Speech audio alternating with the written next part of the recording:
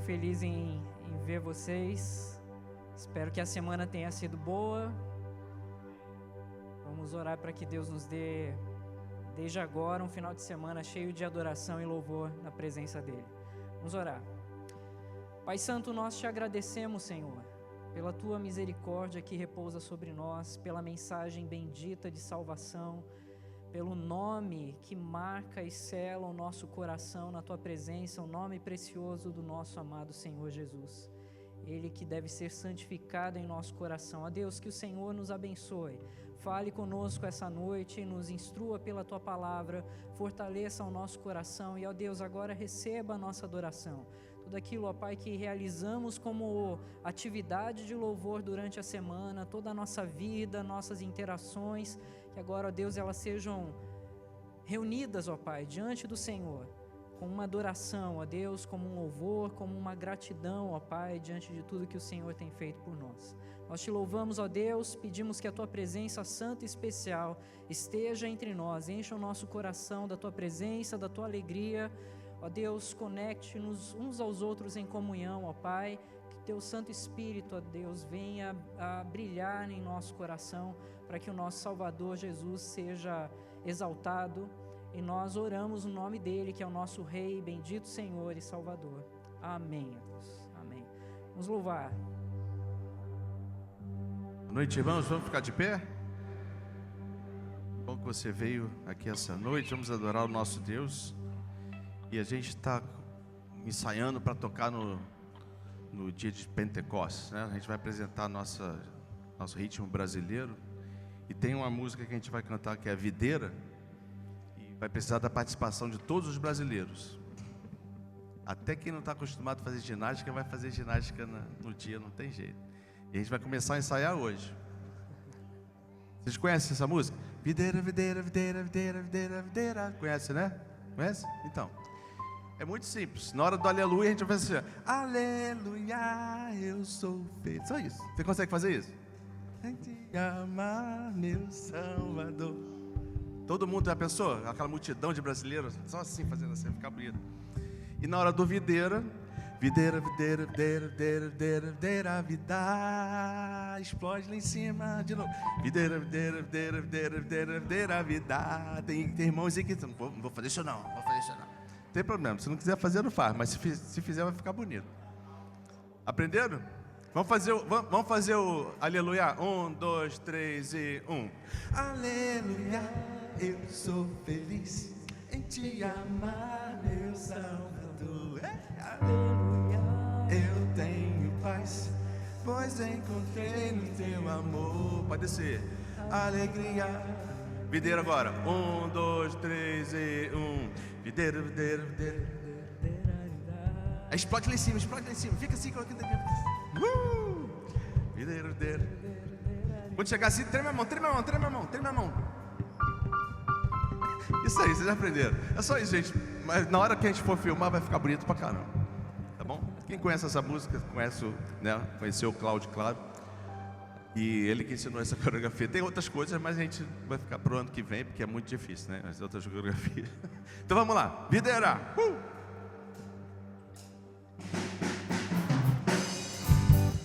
Assim, ó.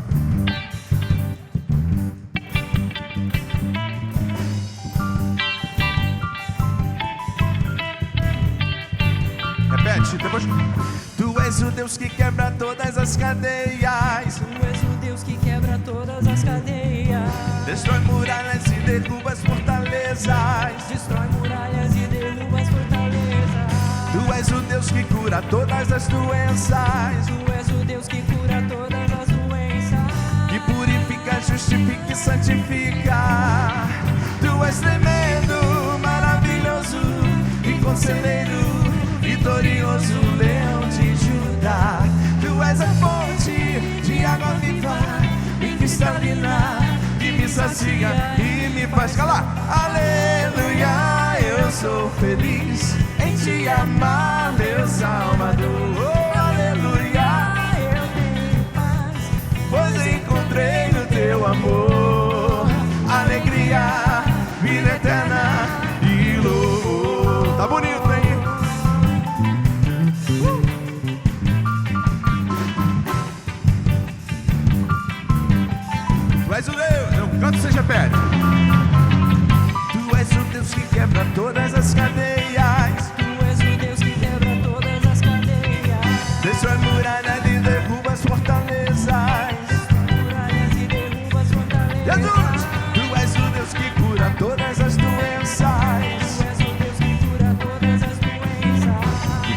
purifica, justifica e santifica. Tu és tremendo, maravilhoso, e conselheiro, vitorioso, leão de Judá. Tu és a fonte de água viva e cristalina, e me sacia e me faz cantar. Eu sou feliz em te amar, meu Salvador. Oh, aleluia, eu tenho paz, pois encontrei no teu amor alegria, vida eterna e louvor. Agora a gente vai declarar que Ele é a videira. Vamos lá. Videira, videira, videira, videira, videira me dá. Treme. Videira, videira, videira, videira, videira me dá. Treme mesmo, irmão, treme, treme. Videira, videira, videira, videira, videira me dá. Jesus. Oh, tu és tremendo,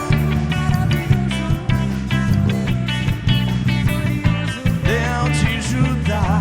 Tu és a fonte de água viva e cristalina, que me sacia e me faz cantar. Aleluia, eu sou feliz em te amar, meu Salvador. Oh, aleluia. Por quê? Do teu amor, alegria, vida eterna e louvor.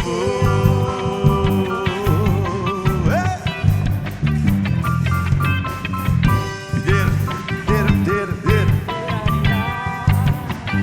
Treme, treme. Videira, videira, videira, videira, videira, videira me dá. Videira, videira, videira, videira, videira, videira me dá.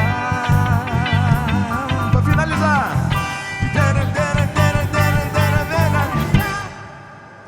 Tá bonito. Amém. A gente vai ter na semana que vem para ficar mais bonito ainda. Obrigado, irmãos. Vamos louvar ao Senhor, continuar louvando.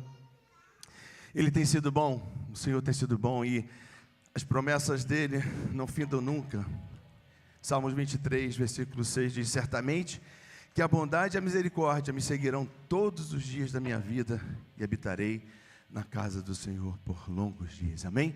Vamos louvar ao Senhor por tão grande fidelidade, por tão grande amor e cuidado que Ele tem para conosco.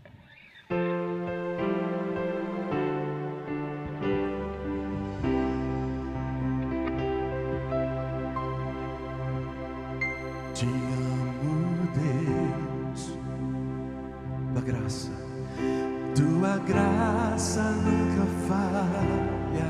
Todos os dias, todos os dias eu estou em tuas mãos. Desde quando me levanto até eu me deitar, eu cantarei a bondade de Deus. Declare agora a fidelidade dele, porque ele é fiel. És fiel em todo tempo. Em todo tempo tu és tão bom. Com todo fôlego que tenho, eu cantarei o que? A bondade de Deus. Obrigado, Senhor, por tão grande fidelidade e amor. Recebe o nosso louvor, ó Deus, a nossa adoração. Doce, tua doce voz que me guia, em meu fogo, na escuridão, tua presença me conforta. Sei que és meu Pai, que amigo és, eu vivo na bondade de Deus. Então cante bem forte, porque Ele é fiel. És fiel em todo tempo. Tu Tu és fiel, Senhor, em todo tempo Tu és tão bom. Com todo fôlego que tenho, eu cantarei da bondade de Deus. A bondade me seguirá, Senhor, todos os dias. Tua bondade me seguirá, Senhor. Eu me rendo a Ti, te dou o meu ser, entrego tudo a Ti. Tua bondade me seguirá, Senhor. Mais uma vez, Tua bondade. Tua bondade seguirá, Senhor. Tua bondade. Oh, obrigado, Senhor. Eu me rendo a Ti, te dou o meu ser, entrego tudo a Ti. Tua bondade me seguirá.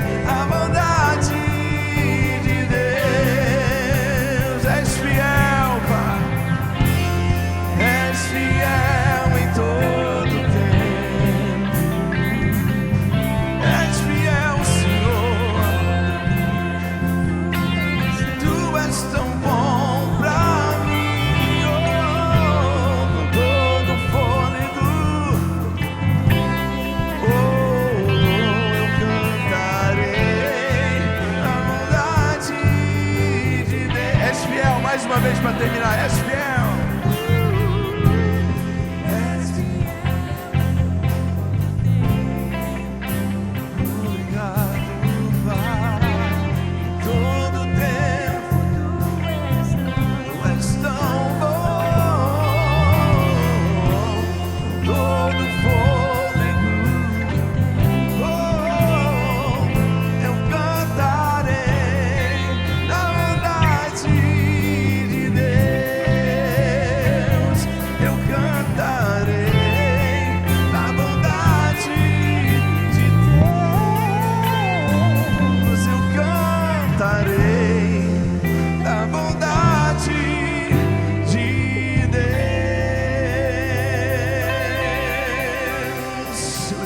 Pai, por tão grande fidelidade, nós Te louvamos, Pai.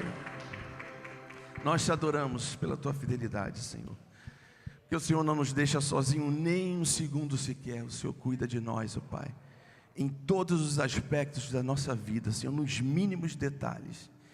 Que Deus maravilhoso que nós servimos. Muito obrigado, Pai, por ser o nosso Deus, o nosso sustentador, o nosso libertador, o nosso Salvador, através do Teu Filho Jesus. Nós Te engrandecemos, Pai. E o nome de Jesus, Deus o exaltou soberanamente, né? Ele deu o nome que está acima de todos os nomes, para que todo joelho se dobre ao nome de Jesus. Então a gente pode declarar que no nome de Jesus há poder. Você crê nisso? Que há poder nesse nome? Então levante essa mão, eu creio nisso. Amém. Que esse nome, que esse Jesus, que esse Salvador venha de encontro a sua alma nesse momento. Entregue ao Senhor os seus problemas, as suas dificuldades, e creia que há poder no nome do Senhor. Ele é o Deus do impossível. Ele pode fazer qualquer coisa. Creia que esse nome tem poder para fazer muito mais do que você espera. Teu nome é o mais alto, Teu nome maior, teu nome é sobre todos os tronos e domínios, governos e poderes, teu nome é sobre todos. Vamos cantar mais uma vez, teu nome, Jesus, teu nome é o mais alto, teu nome é o maior, teu nome é sobre todos. Oh, tronos e domínios, governos, teu nome é sobre, porque ele venceu a morte vencesse, o véu tu rompeste, a tumba vazia agora está, o céu te adora, proclama a tua glória, pois ressuscitaste, ele está vivo. Você crê nisso? Então louve. És invencível, inigualável, hoje pra sempre reinarás. Dê um reino, Senhor. Eu é o reino, tu é a glória, acima de todo nome. Você pode declarar que ele é poderoso. Declare com a sua voz. Poderoso esse nome é, poderoso esse nome é, o nome de Jesus, meu Rei. Poderoso esse nome é, mais alto que tudo é, mais forte. Poderoso esse nome é,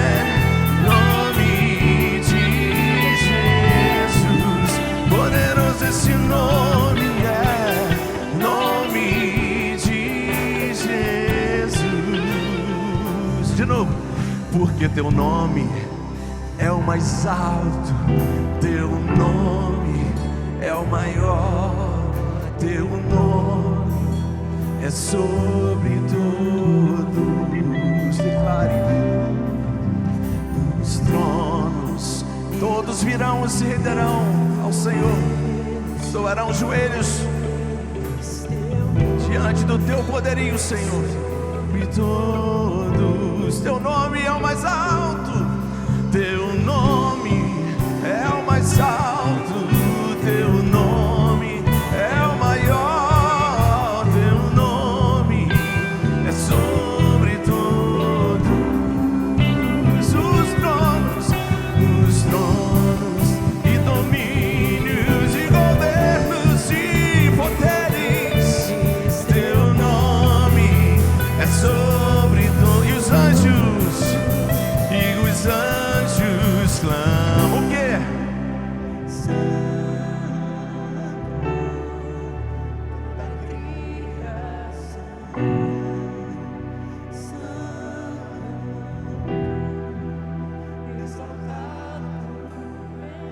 Se exaltado, Senhor.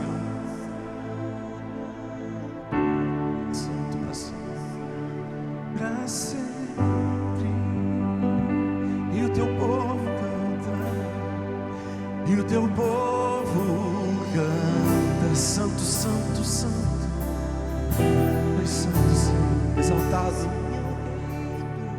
Rei dos Reis, Santo, sempre será, tu sempre serás, Santo, Santo para sempre, para todo sempre, por toda a eternidade, tu sempre serás, Santo, Santo para sempre.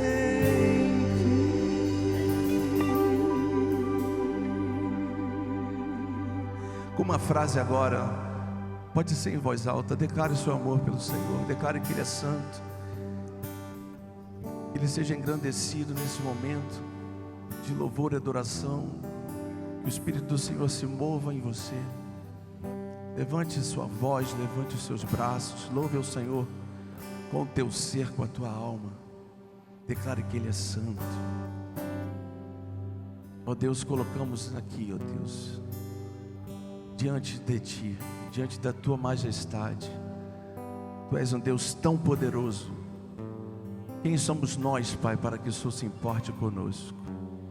Mas mesmo assim o Senhor vem ao nosso encontro, Deus, apesar de nós, apesar das nossas fraquezas, apesar de pecadores.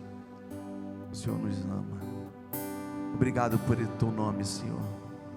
O nome que está sobre todo nome, que tem todo o poder, no céu, na terra, que há debaixo da terra, por todo o universo. Seja engrandecido, ó Deus, da nossa vida essa noite. Nós Te adoramos, nós Te glorificamos, no nome poderoso de Jesus. Amém. Amém. Pode sentar, irmãos. Quero convidar as crianças que venham à frente. Nós vamos orar com elas.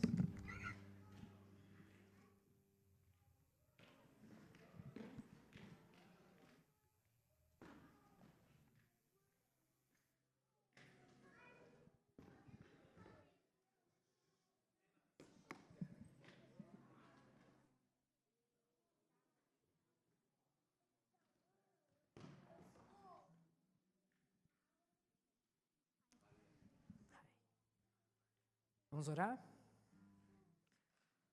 Pai bendito, eu rogo a Deus que o Senhor derrame das Tuas bênçãos sobre nossos filhos.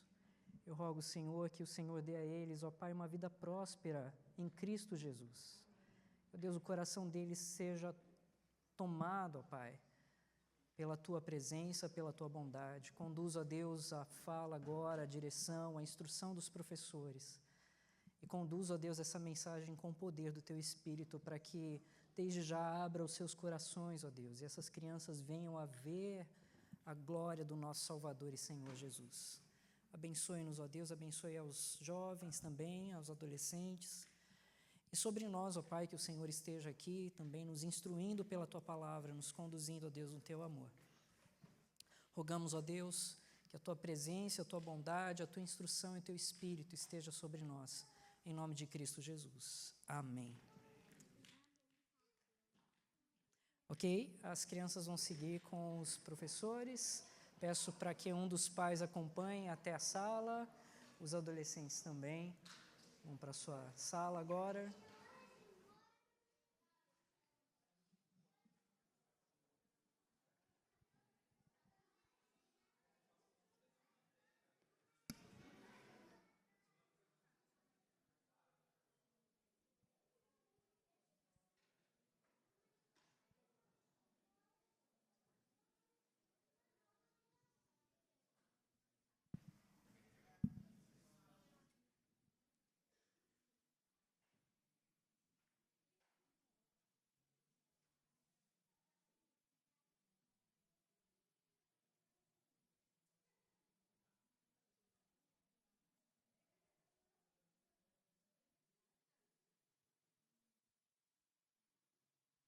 Bom, havia um pastor que estava construindo no quintal da sua casa uma treliça de madeira, uma treliça para servir de suporte a uma videira, para que a videira florescesse nela.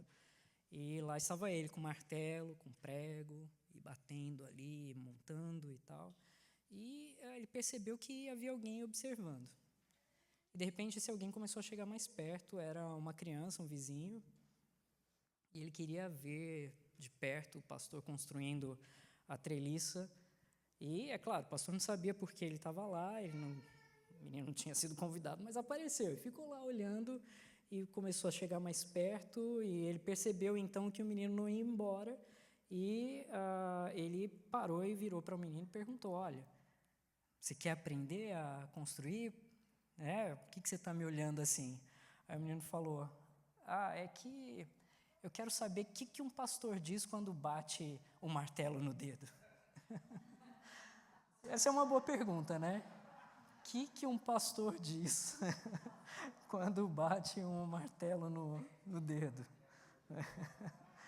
Bom, agora isso estabelece um ponto para a gente, porque a verdade é que nós estamos sempre sendo observados de alguma forma.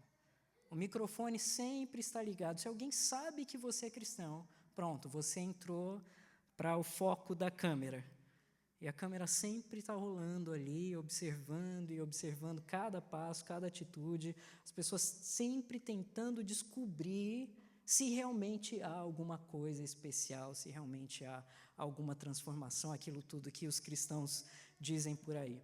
Já aconteceu, aqui nem tanto, mas já aconteceu eu no Brasil ali, andar no mercado e tal, e eu vi assim, alguém falando, aquele lá é o pastor daquela igreja e tal, meio que sussurrando assim, é o pastor que pregou aquele dia lá e tal.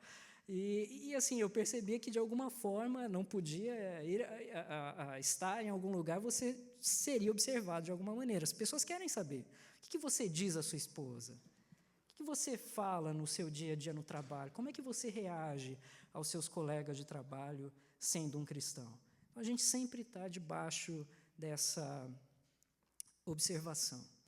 E nós vimos aqui na carta de Pedro, nós temos estudado essa carta desde o início, e Pedro ele estabelece um ponto de argumento que é a nossa demonstração, então, em relação às esferas que envolvem a sociedade, a esfera do governo, como é que a gente reage, então, a esfera do trabalho, no ambiente do trabalho, como é que nós lidamos com o nosso chefe, mesmo quando não é uma pessoa muito justa ou mesmo agradável, como é que nós reagimos na nossa relação dentro de casa, como é que o homem fala com a sua esposa, como é que a esposa responde ao seu marido. E semana passada nós vimos como então nós deveríamos nos relacionar como povo de Deus. Nós percebemos na Escritura que há um chamado particular, e o chamado é abençoar, é servir, é olhar para fora de nós, é cuidar do outro, é ter a simpatia, é ter um coração aberto, é, em resumo, amar o outro. E quando nós fazemos isso, essas coisas são geralmente aceitáveis. As pessoas geralmente não vão, por fazer essas coisas, não vão se virar contra nós. Mas e quando a nossa santidade encontra a hostilidade? E quando essa vida que a gente procura viver na presença do Senhor e na presença de outras pessoas se torna um lugar onde as pessoas começam a te atacar, começam a buscar te derrubar, começam a tentar provar de alguma forma que não é tudo aquilo que Jesus faz. Quando isso acontece, como é que nós devemos reagir? Quando as pessoas te caluniam, quando as pessoas, ou mesmo te odeiam, se isso acontecer, porque você disse em alguma ocasião que crê em Deus e que Jesus Cristo é o Senhor. Eu lembro de uma história de um missionário, em 1999, um missionário chamado Graham Staines. Ele foi para a Índia e ele foi para ministrar num acampamento. E naquela ocasião, um grupo de extremistas militantes hindus, eles foram até aquele acampamento na noite e eles queimaram o carro onde o pastor dormia com seus 2 filhos, um menino de 11 anos e um menino de 6 anos. Eles foram queimados. E quando então chegaram para ver os corpos no outro dia, o pastor estava agarrado aos seus filhos. Qual que foi o crime? Qual foi o motivo? Só uma coisa, ele era cristão. O motivo foi dele estar lá, fazendo bem àquelas pessoas, amando aquelas pessoas, servindo aquelas pessoas e a sociedade ao redor, gastando suas vidas para o bem delas. Eles eram cristãos e sofreram por causa disso. Então, o texto de hoje, ele oferece, assim, de uma forma geral, 2 possibilidades. Você faz o bem e, geralmente, você não vai ser incomodado. Você vai passar ileso. Mas a segunda possibilidade é, você faz o bem e, eventualmente, você poderá sofrer com isso. Então, abram suas Bíblias na primeira carta de Pedro, capítulo de número 3, nós vamos do verso 13 ao 17, então, seguindo a nossa sequência. Primeira carta de Pedro, capítulo de número 3, os versos 13 ao 17. Eu vou ler aqui na versão Revista Atualizada, a palavra do Senhor diz assim: Ora, quem é que há de vos maltratar, se fordes zelosos do que é bom? Mas ainda que venhais a sofrer por causa da justiça, bem-aventurados sois. Não vos amedronteis, portanto, com as suas ameaças, nem fiqueis alarmados. Antes, santificai a Cristo como Senhor em vosso coração, estando sempre preparados para responder a todo aquele que vos pedir razão da esperança que há em vós, fazendo-o, todavia, com mansidão e temor, com boa consciência, de modo que naquilo em que falam contra vós outros, fiquem envergonhados os que difamam o vosso bom procedimento em Cristo, porque se for da vontade de Deus, é melhor que sofrais por praticardes o que é bom do que praticando o mal. Ok, são 5 versículos. Eu diria que nós temos aqui 4 verdades, e eu vou colocar elas em algumas frases. E a primeira é essa: normalmente o bem é vantajoso. Normalmente o bem é vantajoso. Se você voltar lá no verso 10, o verso 13 que nós lemos, ele é uma continuação desse texto anterior. E o verso 10 diz assim: você quer amar a vida e viver dias felizes? Quem é que não quer, não é? Quer amar a vida e viver dias felizes? Então, o que eu devo fazer? A continuidade diz: refreie a língua do mal e evite que seus lábios falem dolosamente ou sejam enganosos. Aparte-se do mal, pratique o que é bom, enfim. Quer ver o bem? Então abençoe o outro. Fazendo um resumo daquilo que nós vimos na última semana. Quer viver bem? Quer viver em alegria? Então abençoe, sirva, ame o outro, abençoe aquele que está ao seu redor. Então, no verso 13, a pergunta é: quem é que há de vos maltratar, se fordes zelosos com o que é bom? E essa é uma pergunta que pretende ser retórica, o que significa que a resposta deveria ser evidente para todos nós, né? Mas é bom afirmar isso. Pedro está dizendo: se você vive do jeito que eu acabei de estabelecer nos versos anteriores, se você é misericordioso, se você é humilde, se você não paga o mal com o mal, se você ama, abençoa o próximo, quem é que vai te incomodar? E a resposta imediata que vem à mente é: ninguém. Se você fizer isso, ora, ninguém vai te incomodar, você sairá ileso. Normalmente, você não sofrerá por fazer o bem. Normalmente, você não estará debaixo de olhares maliciosos se você beneficia as outras pessoas, se você serve as outras pessoas, e, de alguma maneira, você, então, vai ser também beneficiado com isso. As pessoas vão te olhar com bons olhos, as pessoas vão entender que sua presença é uma presença agradável. E veja, mesmo os maiores opositores do Evangelho, eles não vão te impedir, geralmente, de ajudar outras pessoas. Eles, de alguma maneira, vão te deixar em paz.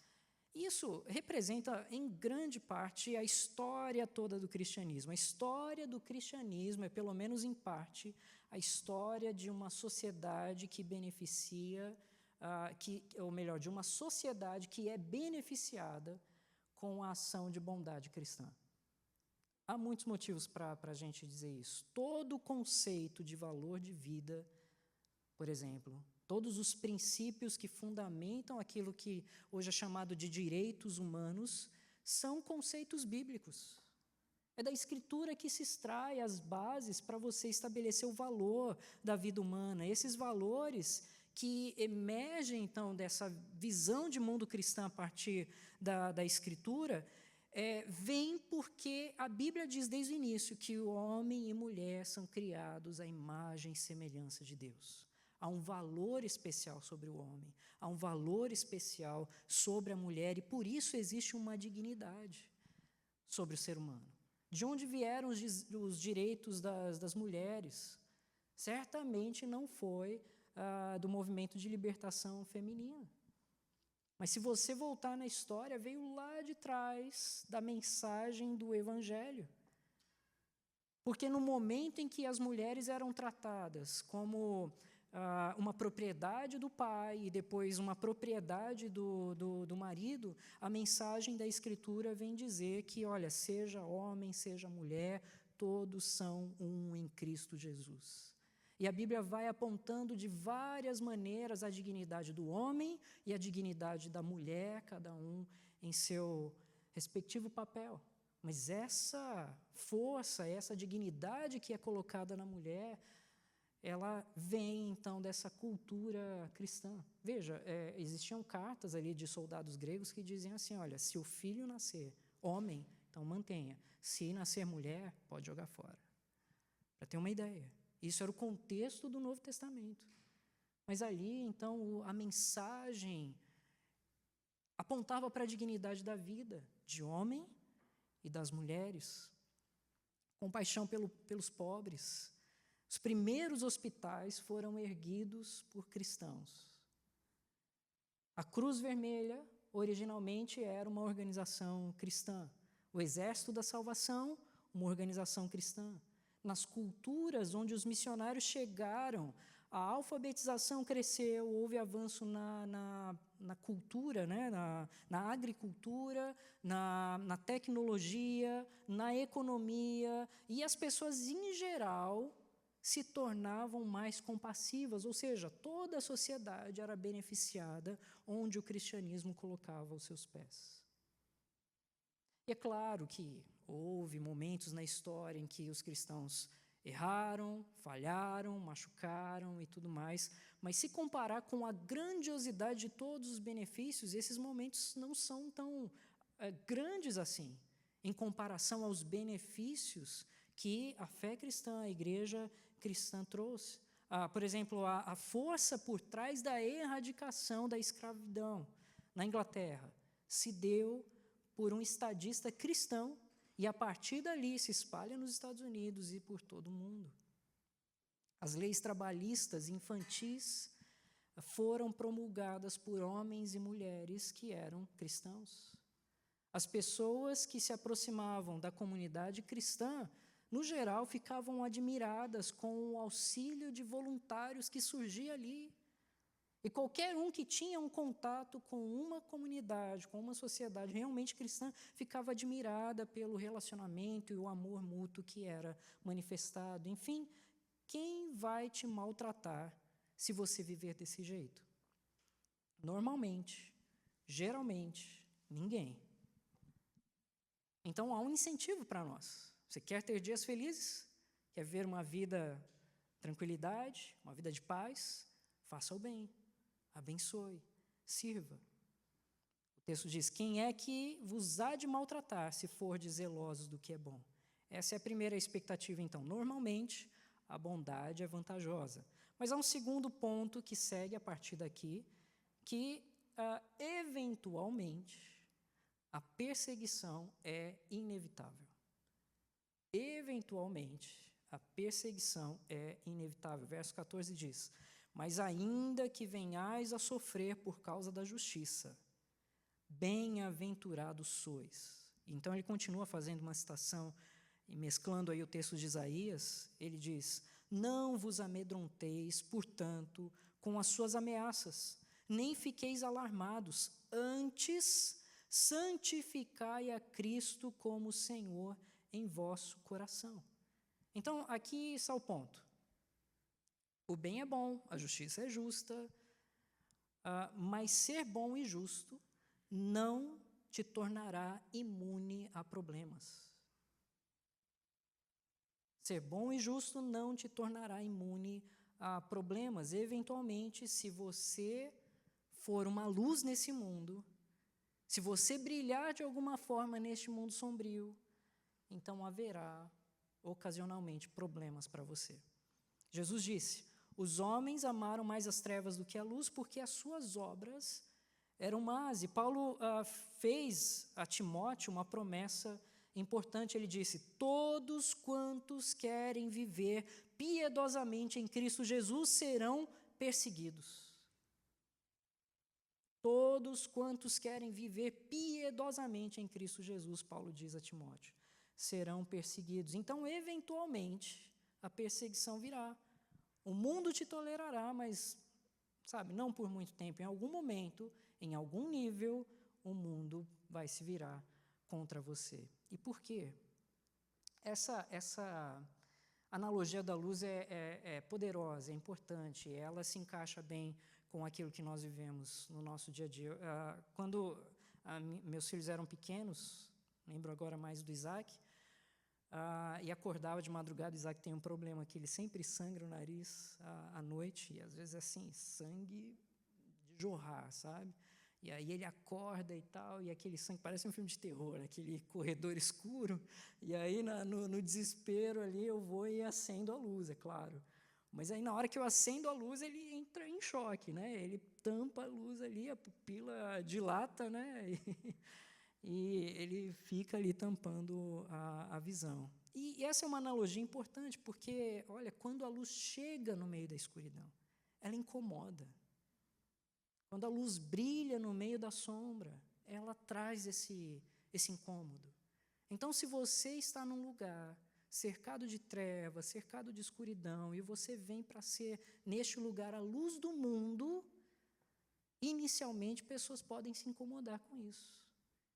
Inicialmente, as pessoas podem olhar para você com olhos de incômodo pela sua própria presença e pelo fato de você se manifestar como um cristão. O princípio é esse: a perseguição da igreja, em todo lugar, sempre foi um resultado da obediência da igreja. Eu colocando de uma forma talvez mais memorável para você, a grande perseguição é o resultado da grande comissão.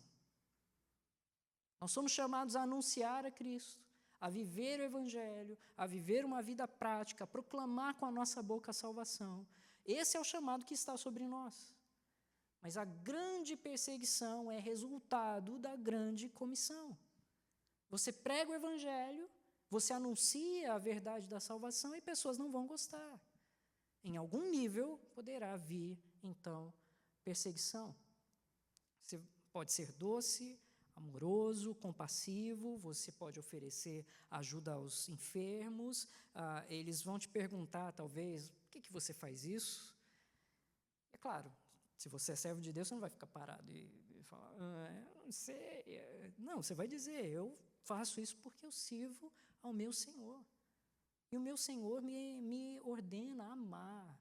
Eu estou aqui por causa do nome do meu Senhor e Salvador Jesus, aquele que morreu por mim e que traz salvação. E quando eles ouvem isso, ouvem o nome de Jesus no meio das trevas, talvez, sabe, alguns raios aí de incômodo surjam, algumas faíscas começam a explodir no ar. Jesus disse em João 15, se o mundo vos odeia, sabei que primeiro do que a vós outros me odiou a mim. Não é o servo maior do que o seu senhor. Se perseguiram a mim, também perseguirão a vós outros. É o que Jesus diz. Então, mesmo quando os cristãos são gentis, úteis, compassivos, misericordiosos, eles ainda representarão a ameaça de uma mensagem exclusivista. Sim, exclusivista porque diz que quem crer em Cristo receberá a salvação e a vida eterna. Quem rejeitar a Cristo receberá o juízo e a condenação. Essa é a mensagem do Evangelho. E essa não é uma mensagem muito popular aos ouvidos sensíveis de um homem que anda debaixo de trevas. Alguém disse, olha, eu não entendo por que Jesus seria tão especial, por que as outras religiões são especiais. Para mim, parece que os cristãos não são melhores que os muçulmanos. E é verdade. Não há nada de especial em nós mesmos. Não há nada que nos faça melhores como pessoas. Não há nada que nos faça maiores. Nada disso. Mas nós temos uma vantagem sobre nós. E a vantagem é que a graça de Deus repousou sobre nós. E nós temos uma mensagem melhor. Uma mensagem que diz: não importa quem você é, não importa o que você fez, não importa onde você mora, você pode ser liberto do poder do pecado e você pode ser justificado em Cristo e, de graça, receber a salvação eterna. E não há mensagem melhor do que essa. Essa é a mensagem do Evangelho. Essas são as boas novas. E veja, se houvesse 485 maneiras de se aproximar a Deus, eu me comprometeria a pregar todas elas. Mas a Escritura diz que existe uma só maneira, e essa é Jesus. Ele diz: eu sou o caminho e a verdade e a vida, e ninguém vem ao Pai senão por mim. Ninguém pode ir ao Pai, senão em Cristo Jesus. Mas quando você diz isso, quando você apresenta essa mensagem tão estreita, adivinha o que pode acontecer? Agora veja, o texto traz uma qualificação aqui. Ele não diz que se trata somente de sofrer, mas sofrer por causa da justiça. Essa é uma categoria diferente. O verso 17 diz: é melhor que sofrais por praticardes o que é bom do que praticando o mal. Veja, Jesus nunca disse: bem-aventurados perseguidos. Ele diz o seguinte: bem-aventurados perseguidos por causa da justiça. Porque se você for perseguido por ser um mau funcionário, se você for perseguido por ser, sei lá, fazer alguma fofoca, se você for perseguido por fazer o que é mal, ora, você é perseguido pelo que faz. Agora, é feliz, é bem-aventurado aquele que é perseguido por causa da justiça. Então, tudo depende do porquê. Eu estou sofrendo o que eu sofro, a perseguição que eu vivo por causa da justiça, por causa de Cristo Jesus, ou porque eu realmente tenho sido uma pessoa desagradável, ou porque eu tenho falhado com os meus compromissos, ou porque eu tenho sido grosseiro com as pessoas ao meu redor. É como que aqueles que se levantam em público com uma Bíblia na mão, com palavras raivosas, dizendo assim: olha, vocês todos vão para o inferno. De início. É claro que as pessoas vão te odiar, é claro que essa pessoa, ela vai, de início, afastar as pessoas de Cristo, se esse é o início da sua mensagem, se essa é a primeira aproximação. Ninguém vai dizer: isso é interessante, deixa eu saber mais.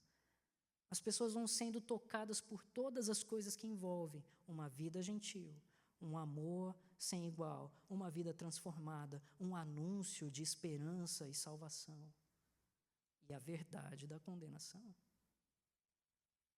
Agora, se acontecer de você sofrer por causa da justiça, Pedro diz: não fique amedrontado, nem alarmado. E por quê? Porque se isso acontecer, você é bem-aventurado, você é honrado, você é abençoado.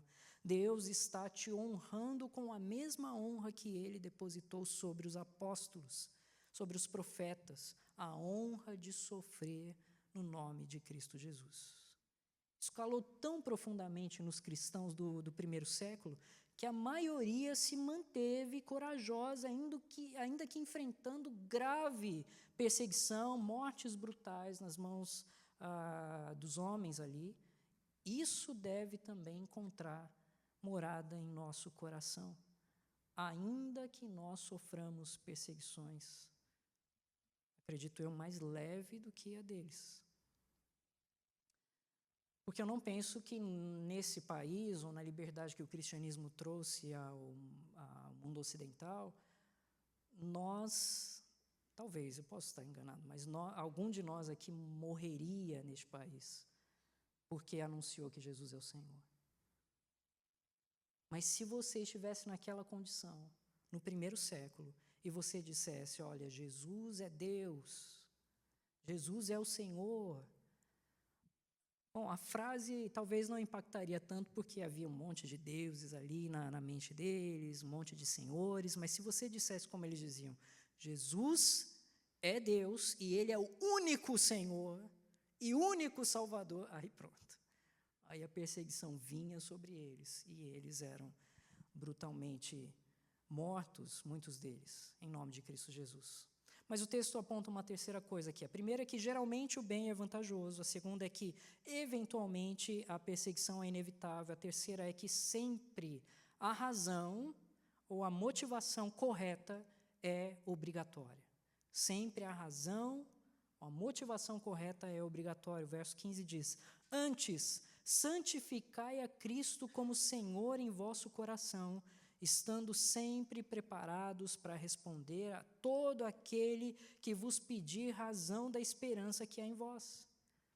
Em outras palavras, as pessoas vão vir até você e questionar sobre o porquê você acredita no que acredita, porque você faz o que faz. E quando as pessoas vêm até você e te perguntam isso, é bom que você tenha boas razões. É bom que você tenha a sua mente preparada. Você precisa dar uma resposta. Você precisa anunciar qual é a verdade que te transformou, o que foi que te tocou, por que você faz o que faz. E o que Pedro está dizendo aqui é que, antes de você sair para enfrentar o mundo, você deve se certificar de que você realmente está no lugar certo. Qual é o lugar certo? De que Jesus é de fato o seu Senhor, de que você é fiel a Ele, que você o ama, que você tem um firme compromisso com Ele e que você realmente crê no poder, na salvação e na graça que vem através dEle, que você pertence a Ele, que você é amado por Ele. É melhor você entender corretamente a sua fé antes de expressar a sua fé. Por isso Pedro diz, santifique a Cristo no teu coração. Que ele encontre um bom lugar ali, que ele encontre um maior lugar. O texto também diz, estando sempre preparados para responder, a palavra usada aqui por Pedro é apologia, que da onde surge a palavra apologética, ou você se desculpar, em inglês no caso, mas é mais do que isso. Na verdade, essa palavra era usada em tribunais para apresentar uma defesa formal, uma defesa estabelecida. Então, você faz uma apologética, ou você faz uma apologia da sua fé. Você defende a sua fé com sabedoria. Você defende a sua fé com uma argumentação estruturada, estando sempre preparados para responder.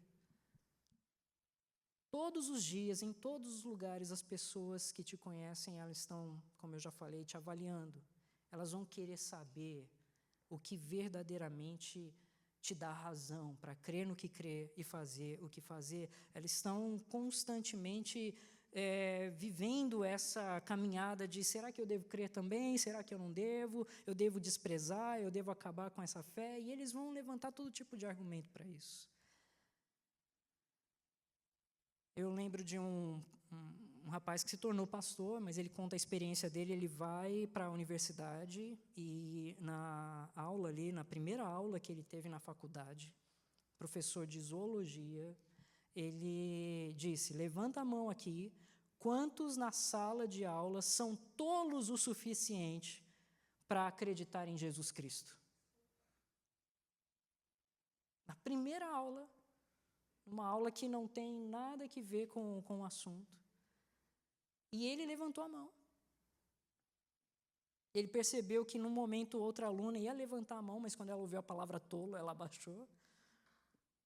Ele levantou a mão.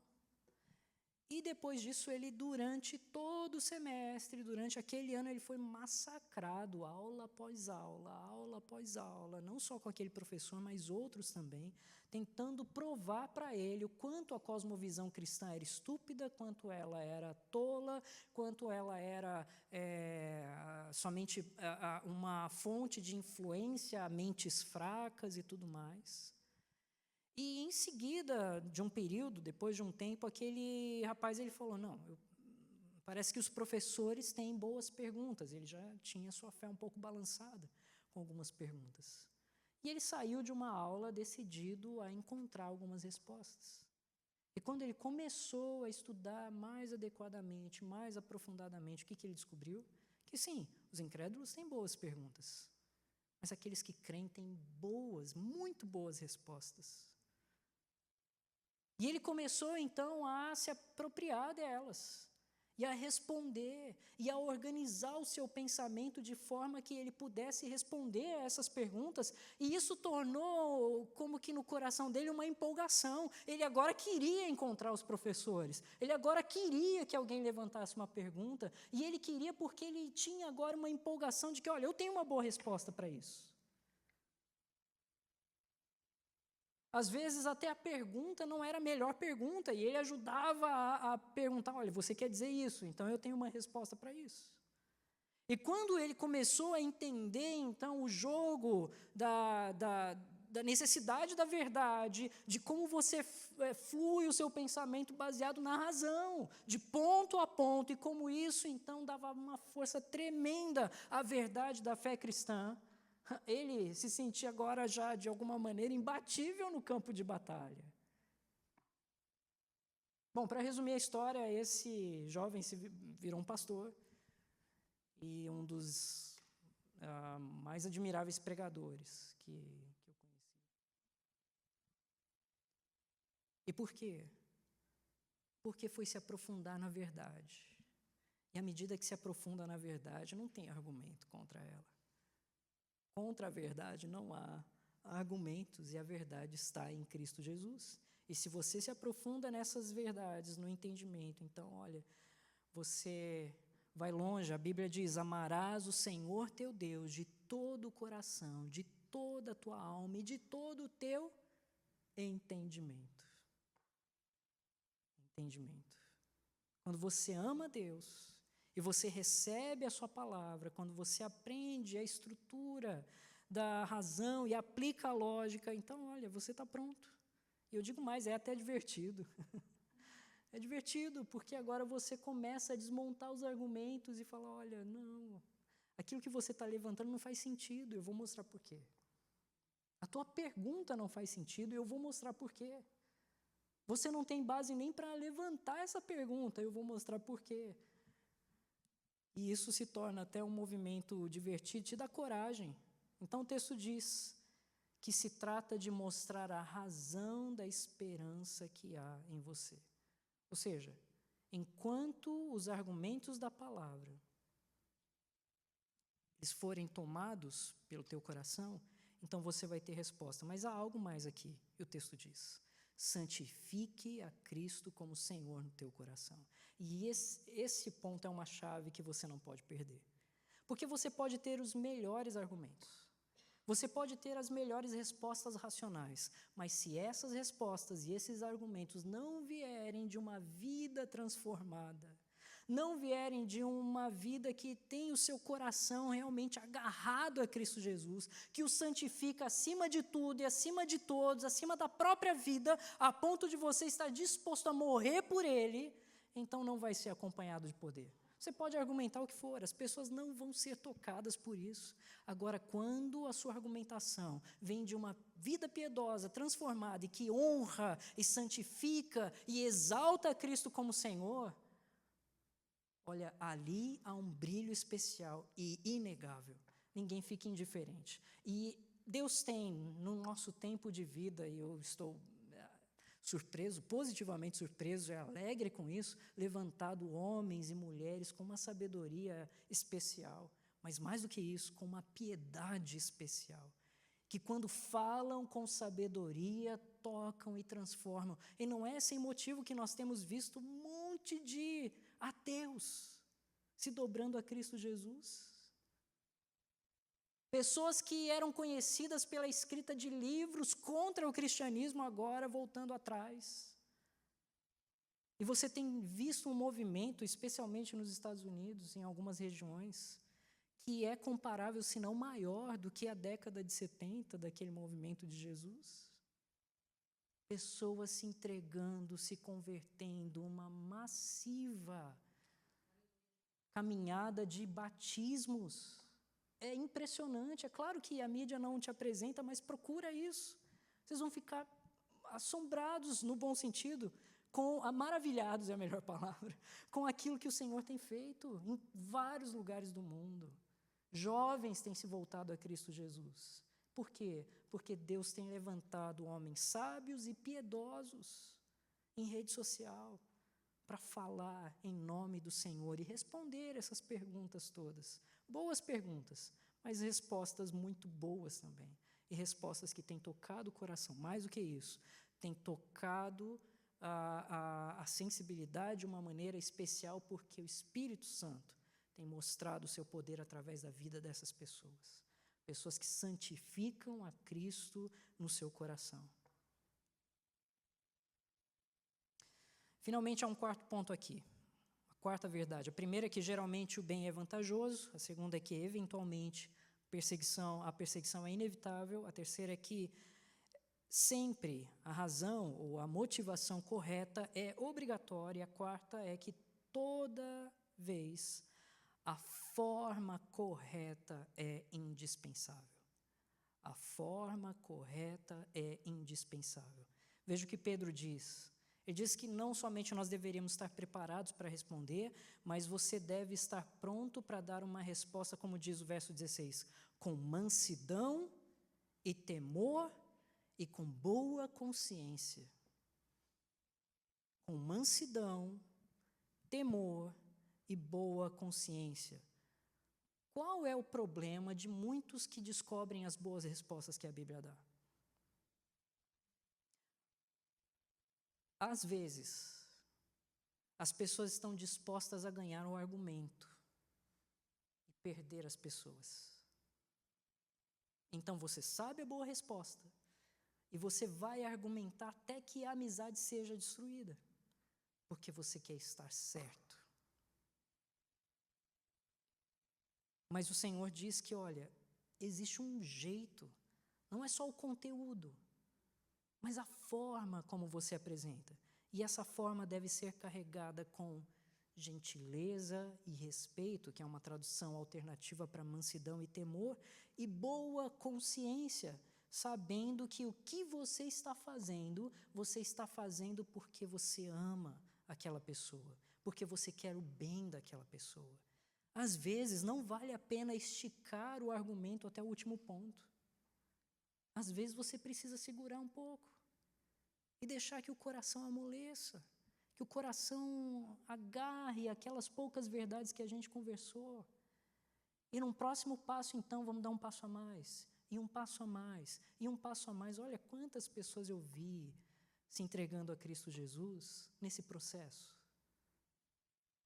E às vezes vem com uma ira, uma raiva de crente e tudo mais, e aí o argumento começa, mas começa não para briga, não para disputa, mas começa para apresentar com amor a verdade salvadora de Cristo.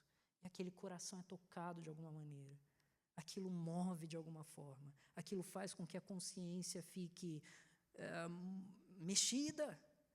E a pessoa vem mais uma vez, e mais uma vez, e mais uma vez, e sempre dando um passo a mais, querendo conhecer mais, querendo saber mais. Me fala mais sobre isso, vamos voltar naquele assunto. Depois você vê essas pessoas rendidas a Cristo Jesus. Agora, eu já vi também situações em que a brutalidade de apresentar o argumento afastou por anos pessoas da presença do Senhor. Com algumas, Deus foi misericordioso e trouxe. Mas talvez algumas, o argumento se tornou uma barreira, ou a maneira como foi argumentado se tornou uma barreira.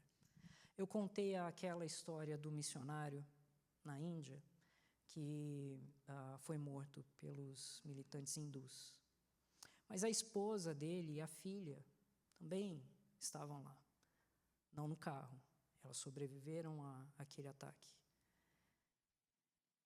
E elas tiveram a oportunidade de escrever uma nota que saiu num jornal super popular na Índia, que alcança, vocês sabem, mais de 1 bilhão de pessoas.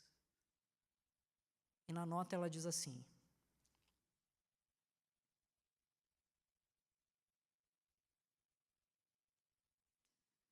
deixa eu achar a nota dela aqui.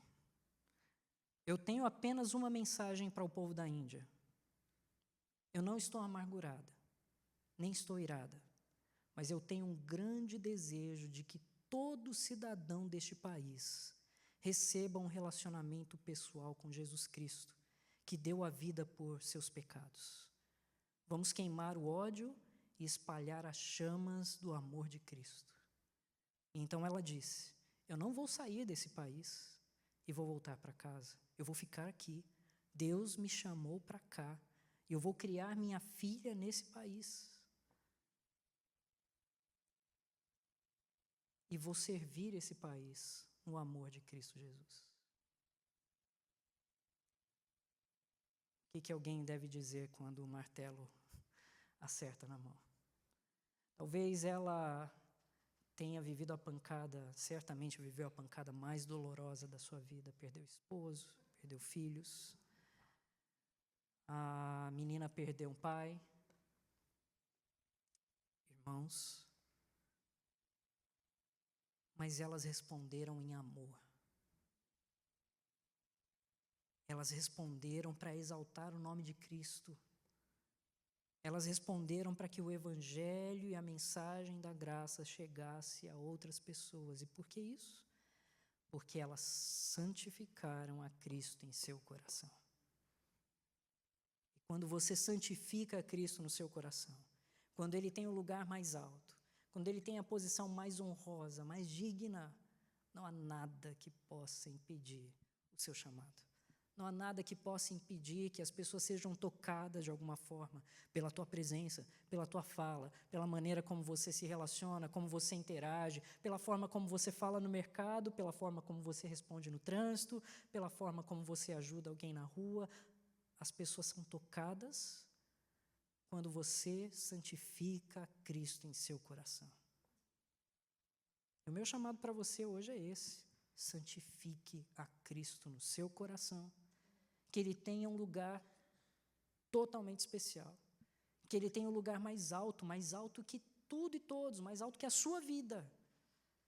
Porque quando você fizer isso, nada pode te separar do amor de Cristo.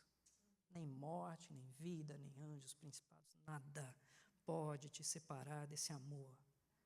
De um Senhor que te ama, se entregou por você, ressuscitou para te dar nova vida.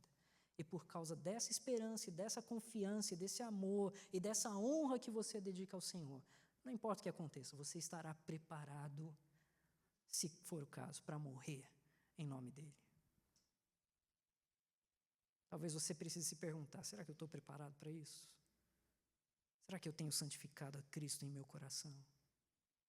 Ele é mais alto do que o meu time de futebol? Ele é mais alto do que, sei lá, a série do momento? Ele é mais alto do que a minha busca por dinheiro?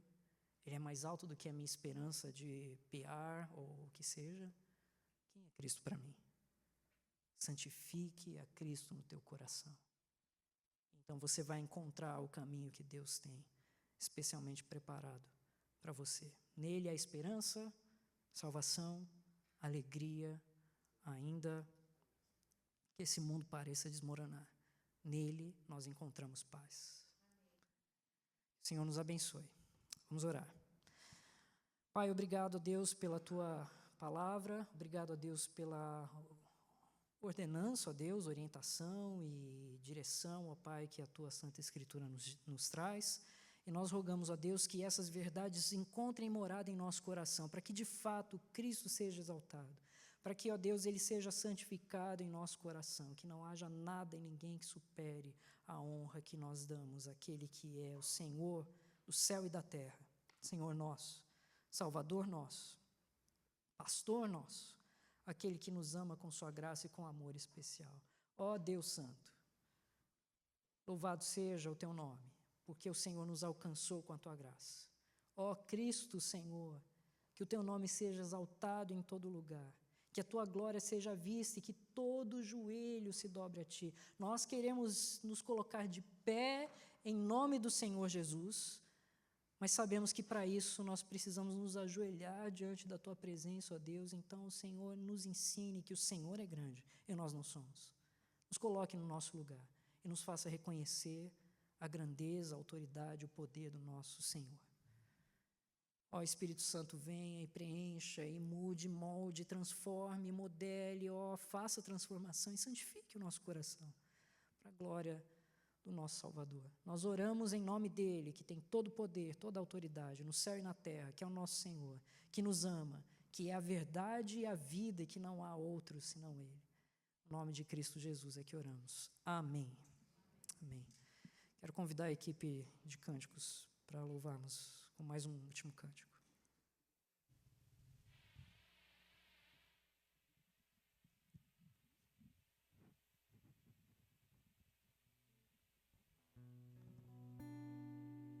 Vamos ficar de pé? Louvar o Senhor com esse último louvor dessa noite. A letra diz: encontro vida em ti, és o meu Deus, o meu Salvador, meu Redentor.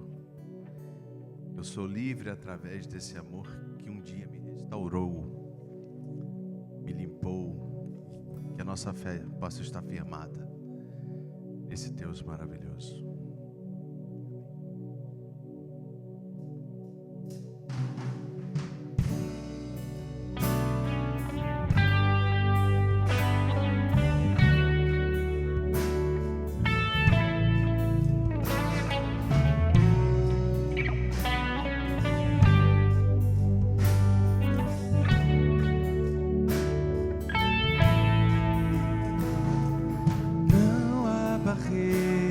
Que possam ficar entre mim, Senhor, e o teu amor.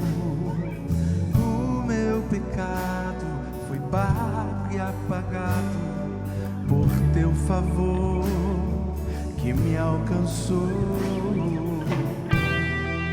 Minha fé firmada está em ti, Jesus. Meu amanhã contigo está, pois tu és o meu Deus, meu Senhor, refúgio nas tribulações, meu amigo soberano, para sempre.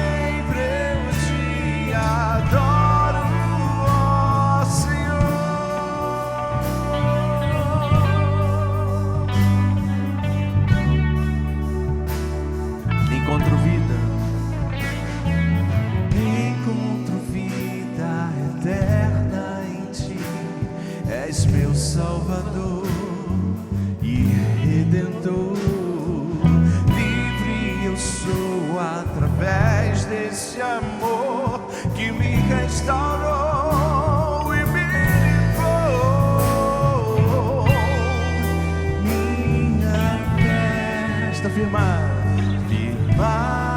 está em ti, Jesus, meu amanhã.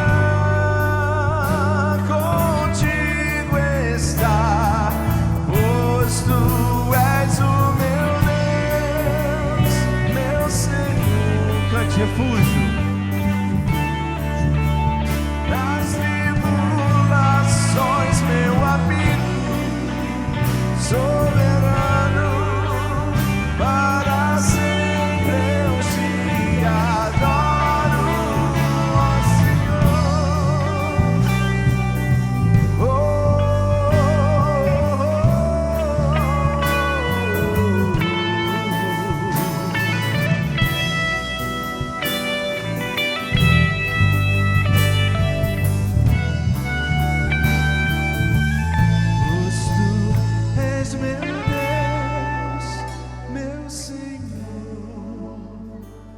refúgio nas tribulações, meu amigo, soberano, para sempre eu te adoro. És meu Deus, meu Senhor, refúgio nas tribulações, meu amigo, soberano, para sempre eu te adoro, ó Senhor.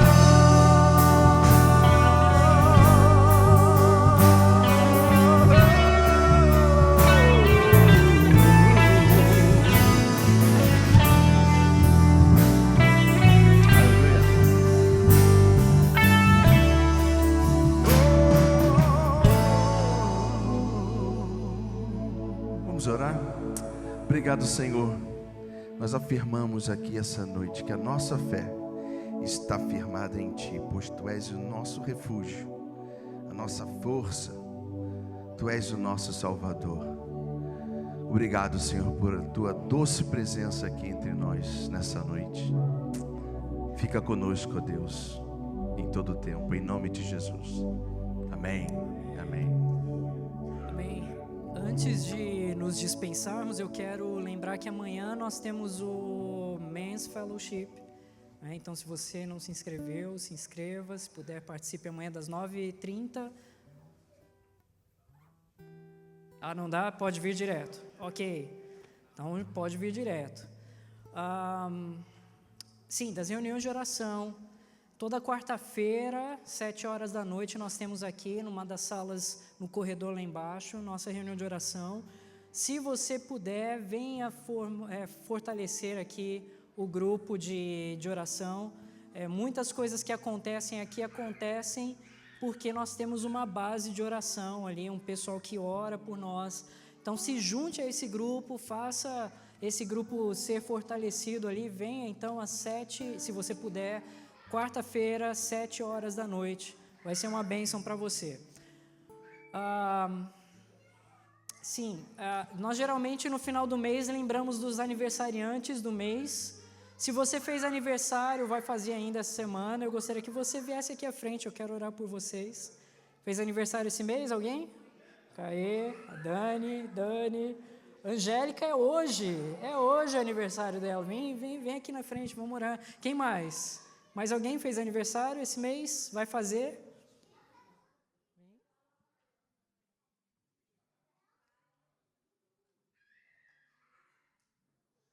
Ok, então vamos orar pelos nossos aniversariantes. O Miguel também, não, ele não fez esse mês? Ok, tá bom. A gente pode orar por ele também. Vamos orar, gente. Senhor, nós te agradecemos, ó Deus, porque o Senhor que é doador da vida é também o mantenedor da vida, é o sustentador, ó Pai. E é por isso que nós podemos nos aproximar a Ti, diante de Ti, ó Deus, rogando que a vida desses irmãos queridos e amados se estenda, ó Pai. O Senhor é aquele que controla a nossa vida, é aquele que dirige, é aquele que dá vida. Portanto, ó Deus, rogamos que o Senhor dê vida próspera a eles, ó Pai. Que o Senhor dê a eles anos e mais anos na Tua presença, que cresçam, ó Deus, na graça e na misericórdia do Senhor, ó Pai, que a Tua graça repouse sobre eles, que a Tua misericórdia se renove, ó Pai, a cada manhã, mas este ano também em particular, que seja um ano de bênção, ó Deus, que as bênçãos do céu sejam derramadas sobre esses irmãos. Oramos pela vida do Caê, ó Pai, que o Senhor o abençoe em todos os projetos que o Senhor tem colocado diante do seu coração, que o Senhor dê a ele direção, abra portas, ó Deus, conduza-o pela Tua bondade, pela Tua mão, ó Deus. Oramos pela vida das Danis, ó Pai, que o Senhor as abençoe de maneira especial, que o Senhor, ó Deus, conduza-os, ó Pai, com o Teu amor e o Teu cuidado, que a Tua graça, ó Deus, e a prosperidade que vem do alto, ó Deus, seja derramado sobre a vida delas, ó Pai.